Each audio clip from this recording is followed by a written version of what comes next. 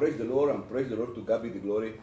This is one of the most amazing opportunity to the Father with the Son.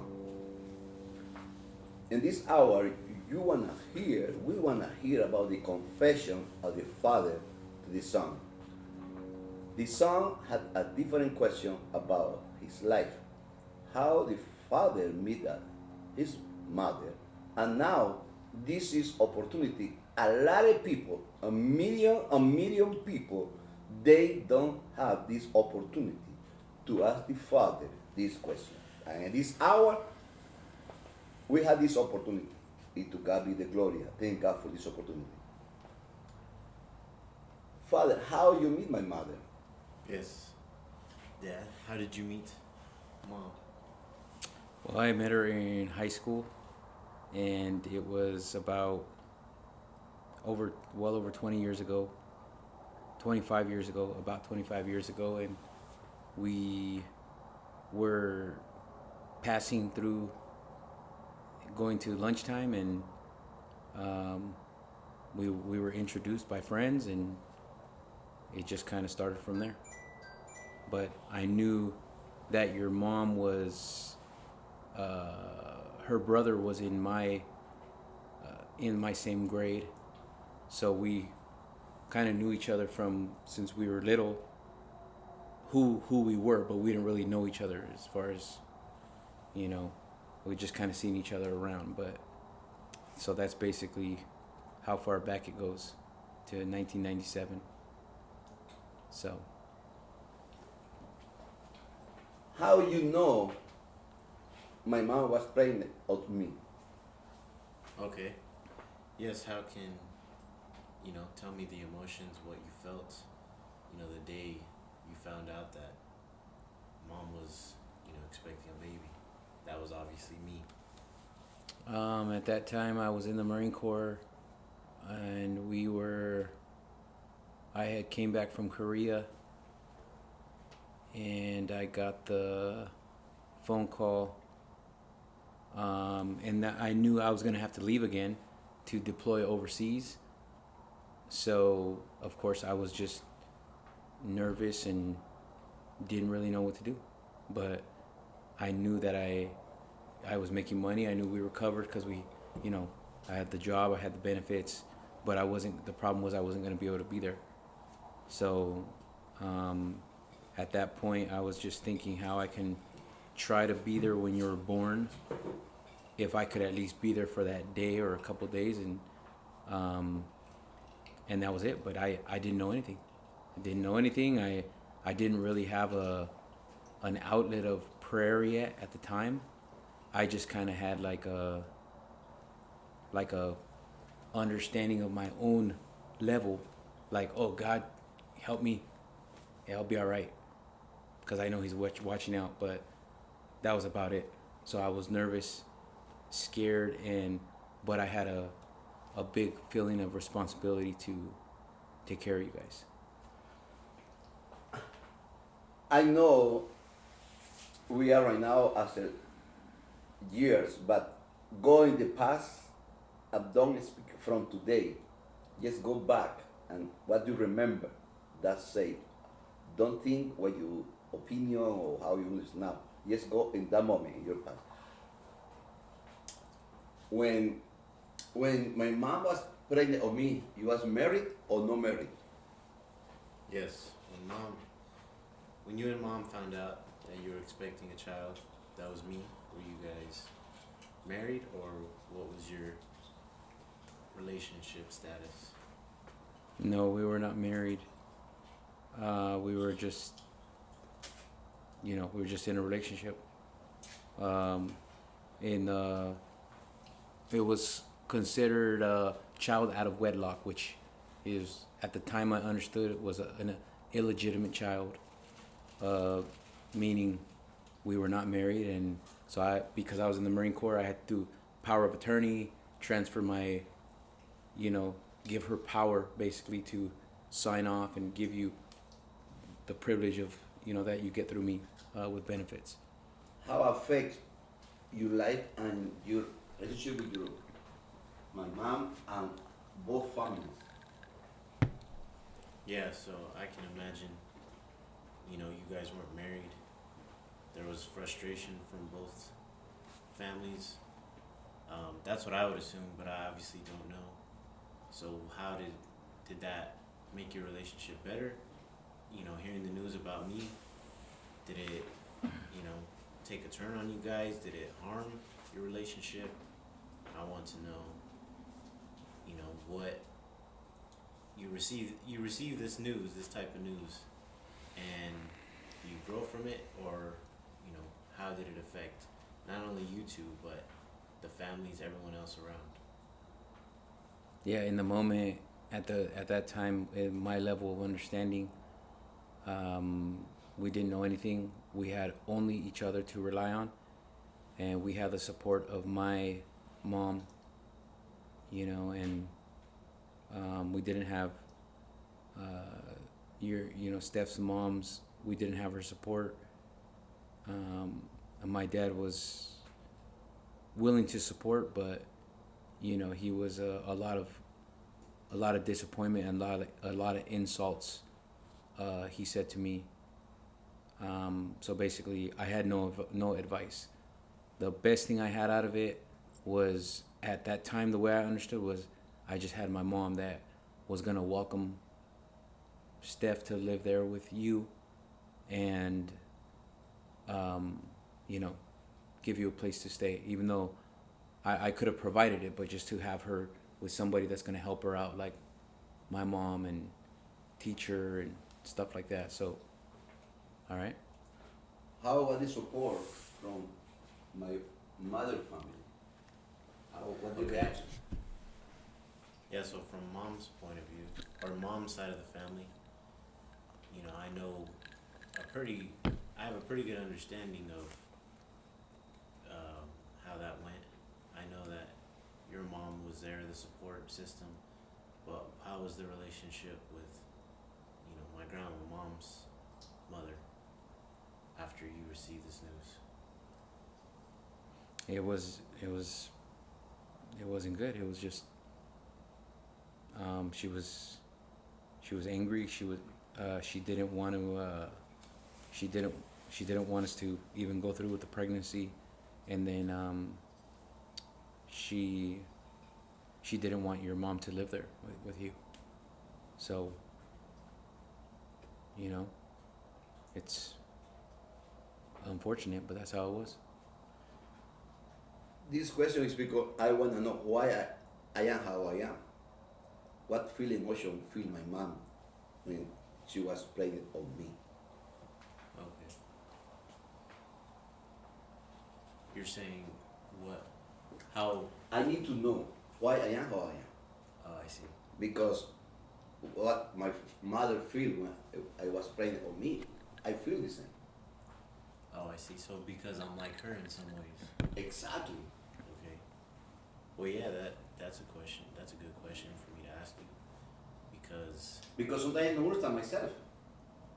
yeah, yeah. Sometimes I know I can feel like I want to be like you, right? Of course, because you're my dad. But then there's times where, as you know, I can be, you know, emotional, or just characteristics of mom.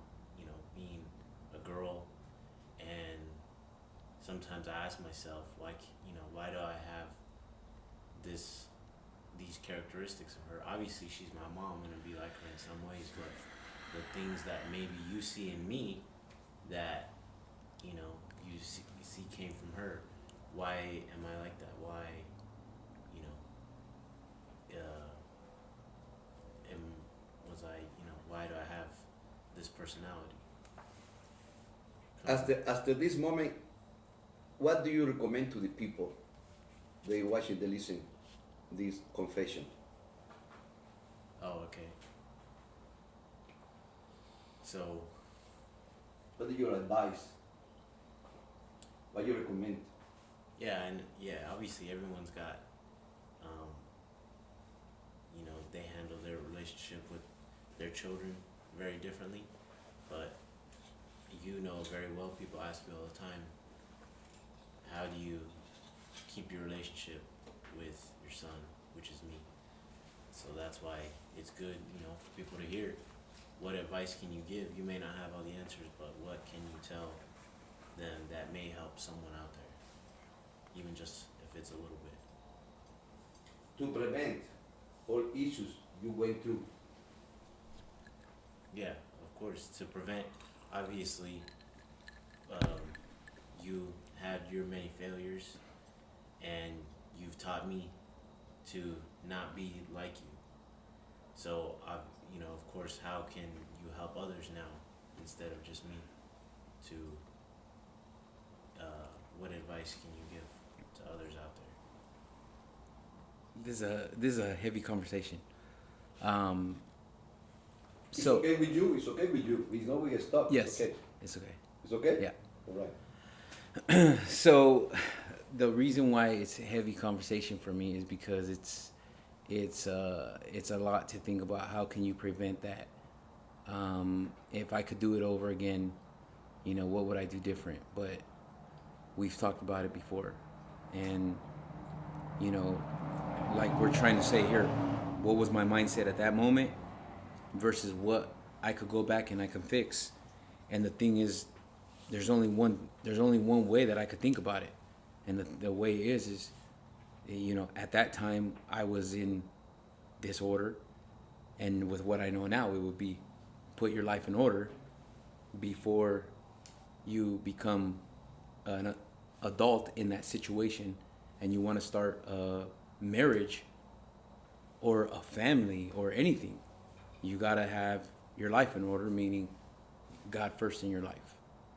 And you got to have some type of understanding of applying what you've learned, the teachings you've learned from that to do things, to have a relationship in the right way, and to do things in order. And I think that if you can do that, that's gonna help you to not find yourself in that situation. But if I had to look and say, okay, well, I'm still in that situation regardless, how would I handle it different? The only thing I could say now is that I would be more, more relying on, my faith and my belief in learning, and I would try to not hold anything against those people like I did then, because the hardest part about it is that to this day there's issues, right, with your grandma, with my mother-in-law. There was issues with my dad before he passed. And you find yourself trying to go about moving on, so to speak. But then how do you move on if you didn't really address or release the things that you have inside? We can say that we moved on and like, oh, that happened a long time ago. But did we address it? Because it was here, and we just tucked it away. But every time we get up together, we see each other, or the one little comment or one little thing reminds us about back then, or you see what I'm saying? And in the moment, boom, you're back. Time travel, 25 years ago. And so that's the thing that I could say that I've learned now, is that, we don't take things personal. We don't operate our feelings and emotions, and everybody is in training. I had a mother-in-law in training. She never been in that situation before, where her daughter was. You see what I'm saying? Like, it was all, I'm dealing with something new. She's dealing with something new. My dad's dealing with something new. How do I expect this type of response from everybody? Well, my response is down here, but I expect everybody, just because they're older doesn't mean that they know if they were never taught. You see what I'm saying? Yeah. So. How the ninth month you played it, my mom. How? Yeah, I know you said, when you found out you were away, how did that go? Were you there at all during the 9 months? Watching mom, I guess me grow inside of her. What part, did you just see pictures you got, or, how did that go for you? Was that hard being away, or were you there at any point of process? Yeah, I was there with a lot of the time during the pregnancy. I got to. I was stationed here still, so after Korea, I stayed here for probably like 9 months, right up until you were born, and that's by the grace of God. I didn't know at the time, right? But looking back, I mean, how else can you explain it? But the thing is I was gone. I was in the field. I was in training, so I would see your mom maybe once a week. But on those days, out of the 9 months, think about, I talked to her every day, and once out of the week would be, we would schedule the doctor appointment. So that one time when I could come visit, we would take her to the doctor. They would check the sonogram, how you're doing, and then we would do the what's it called, the pregnancy classes. They teach you how to make her feel comfortable, or how to breathe, stuff like that. But that's how we did it. So it was, and if you ask your mom now, it was special because I remember. So once a week, we had a plan. That day was everything. We're gonna go to the doctor, and then I'm gonna take her for a special meal, and I'm just gonna love her like the best day of her life. And then now I have to go away for another 6 days. The seventh day, again, doctor's appointment. We go to the little class. I take her to get the best meal, and I just tell her everything's gonna be okay, cause I'm never gonna leave you, and we're gonna be all right. And sometimes it was great, and sometimes she's sad because my mom doesn't want me here. What are we gonna do? But I just, and actually, it was when you were born. So, and then right before you were born, before I deployed, I actually got a second job. And yeah, because we didn't have I just didn't know how. Thinking about how much money I made at the time when you first joined the Marines, you don't make much. And remember, we're not married, so I'm not getting extra pay. So I would leave in the middle of the night. I was like a janitor basically, and I would work through the night, and I wouldn't sleep. And that's what I did for several months. Gosh, I think until I deployed. So yeah, probably the 9 months, I want to say. And right, or maybe it was about a year, because it went right into when you were born. And then I got to see you being born, and then that's after that. I left like shortly right after that. But I got to make enough money that way. And then I paid cash for your mom's car, because I was gonna leave, give her a car, everything. We bought everything on our own. Didn't ask for nothing. No, I bought the crib. I bought everything by myself. That was the thing, because everybody says, "Oh yeah, now you're gonna see what you did. You're gonna have to pay. It's a lot of responsibility." I said, "Okay, well," so yeah, that's what we did, and I did. I did that, and sometimes even on that one time when I would visit your mom, I had to work that night, in the middle of the night, and I would take her with me, pregnant, just because we wanted to. That was our only time to be together, right? So I would take her. She would be in the car while I went to go clean the buildings, the mopping, the floors, doing all that stuff, and I did that every night. It was every night job, no days off. And so every night, if I had Marine Corps work, those days I would get 2 hours if I was lucky. But after, I would clean buildings until the sun came up, and I would go straight to formation, because we're gonna go on a run in the morning, and that's how it was. How you feel to know this information? You ask him. What do you think about all this info? To hear it.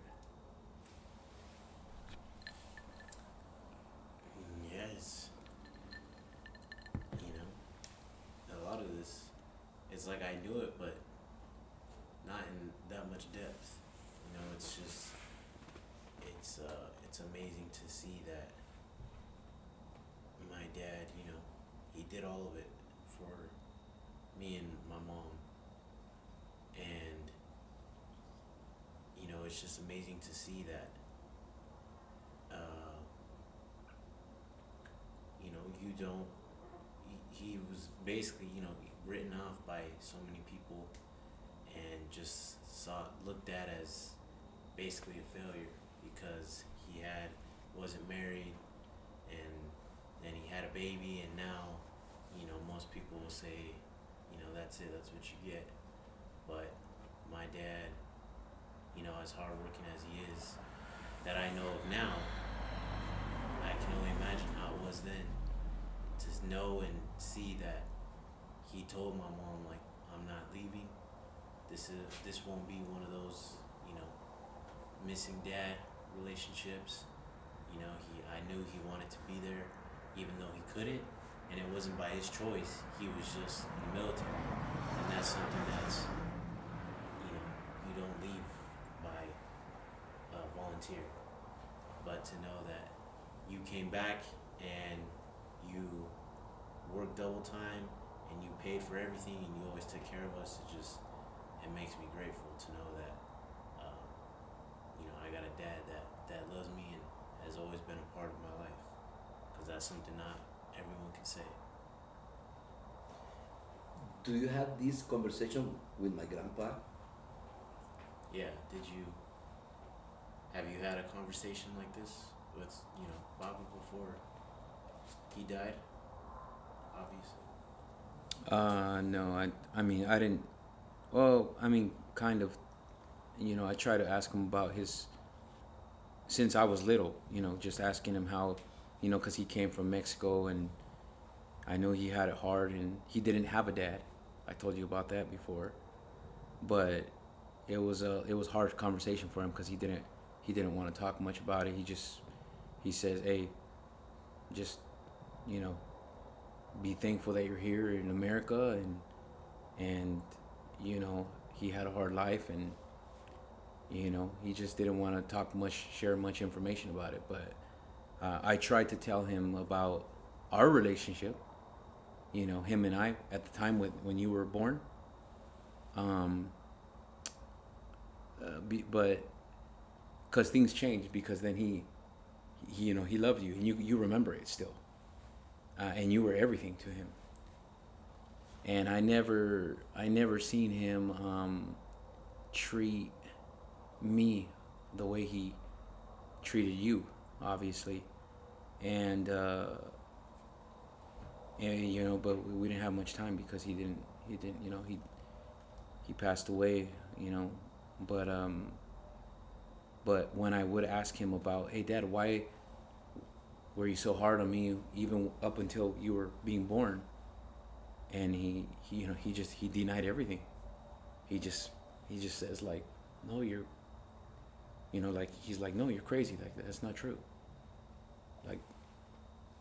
And I'm, you know, I don't know, but I think by the grace of God now, my mind, the spirit has released where I don't feel that I had a, you know, plus when he was dying, you know, we were talking about Jesus, and so I think that brought peace. But yeah, it was hard for me to hear him. He denied everything, like, you know, any insults he'd said to me, anything, it was like he was like, that's not true.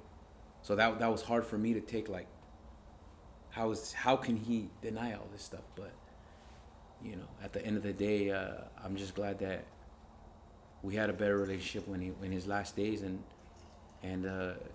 he, you know, he was listening to me. I was reading the scriptures to him and telling him to focus on Jesus, and he's, you know, I told you the story, and he was agreeing before he passed away. So This is one of the most wonderful opportunities. Confession of the Father. Confession to the Father, to the Son. You are a witness at this confession, We give glory to God, and we need to learn about this confession. God bless you. God take care about you, and thank you for let us to be a part of this confession. Be blessed. Bye bye now.